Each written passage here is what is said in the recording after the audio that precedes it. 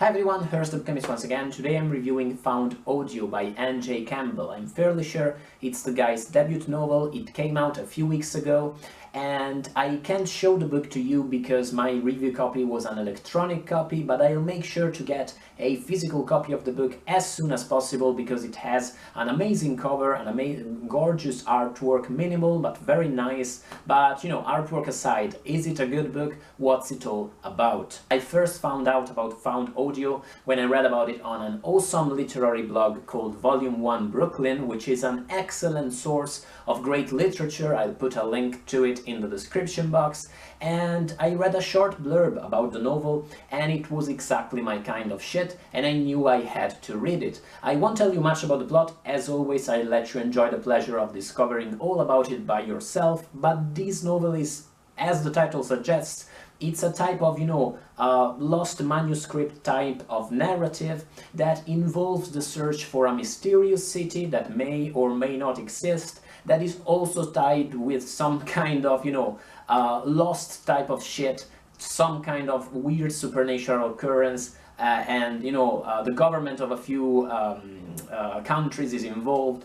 It's a beautiful, intricate mystery. I'm a total sucker for lost manuscripts and many of my favorite books feature that kind of trope, and I also love books that are, of course, novels, but that are presented within a frame narrative that gives you reasons why the author had to present the events as fiction, but this is actually a manuscript he found someplace and that, it was eventually lost for mysterious reasons. And of course the introduction to The Name of the Rose gives me goosebumps every time I read it, and every time I walk by the book I have to, read it all over again. Also, I have a strong fascination with the idea of lost cities that probably dates back to my happy days with Lovecraft's Dream Quest of Unknown Kadath. So this was truly the book for me. I was the ideal reader of Found Audio. Did I like it? I think there's lots to love in Found Audio.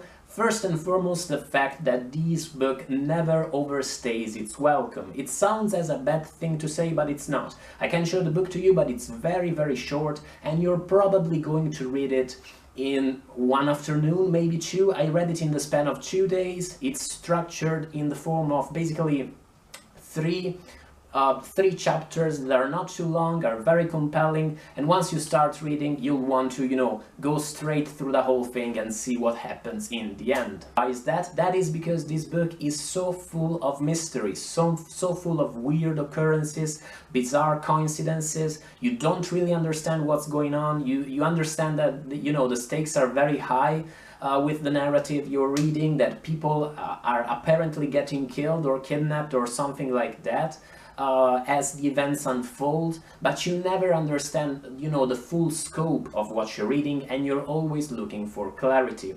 It is a beautiful way of narrating, a story that, was explored most notably in the TV series, in Lost. It was explored amazingly there. Every new episode added a new mystery, and oh shit, there's a polar bear in the jungle, oh shit, there's a weird smoke monster, and the guy who was on the wheelchair now can walk. But the problem, in my opinion, with Lost, that I started to perceive after the 4th, 5th season, is that once all these mysteries start to smell like bullshit, it's very difficult to enjoy the whole thing. Once you understand that it's not like they're going to have a logical resolution, but that it's just, all of these mysteries are just being thrown at you for their own sake, it's not quite the same thing. What about, Found Audio? A great thing is that it's so short, you never have time to, doubt whether you're going to have a clear resolution. Also because, I'm not going to spoil you the ending, it's doubtful. Eventually, it sounds like cliche, but it's probably up to you whether the novel is going to be rewarding and is going to have a clear solution or not. I felt it had a rather clear solution.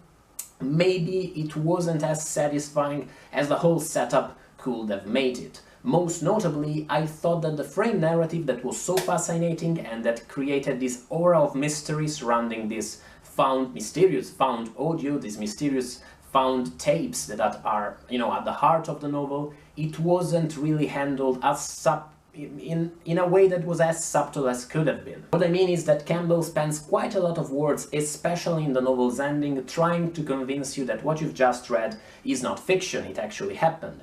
And trying to disrupt and break, you know, that ontological barrier that separates fiction from reality. And when fiction manages to achieve that, it's so sweet, it's so amazing, it's the sweetest thrill, it's impossibly great. Does found audio give you that kind of kick? No, not quite. If you ask me, it feels like Campbell is trying too hard. You don't get that wondrous feeling yet with, you know, The Name of the Rose. You don't get the kind of fear that what you're reading is dangerous and possible, as in, say, House of Leaves. It doesn't achieve that kind of feeling. Add to this that while this novel is rather fast, it's very fast-paced actually, and it has a plot, and a complex one at that, featuring, you know, snake hunters, featuring excursions in the Mongolian desert, featuring all kinds of adventures. At times it feels very much like a novel of ideas, like a novel, you know, a novel that exists in order to make some sort of philosophical point rather than to tell a story about characters. Only at times it feels like that, but when it does, its philosophical point is kind of a reflection on the nature of dreams and, you know, on questioning where dreams actually end, where does reality begin, and that, I don't want to sound dicky because I know it was good to read those kinds of reflections, but they're not exactly super original. And, you know, if you have some familiarity with, you know, psychedelia, with the Beatles, with Coleridge, with Dante, not to mention, of course, H.P. Lovecraft, I mean, I had the impression that the novel didn't have much to add to this ongoing discussion to which so much has already, you know, been contributed. At the same time, I have to say that throughout all of its chapters, this novel presents linear narratives that are, you know, interspersed with flashbacks and with the main character recollecting stuff that happened to him years before, and these different narratives are, you know, intertwined one with the other in a very in kind of a masterful way. You never feel lost within the narrative, even when you're, you know, struggling with 2 or 3 different stories at the same time, and maybe you leave one story behind for a few paragraphs and you go back there. All of that was handled quite well, I have to say. Overall, it's not like I disliked found audio at all, and if, you know, the idea of the book intrigues you, and if you're a sucker for lost manuscripts, lost cities, those kinds of things like me, you should probably read it.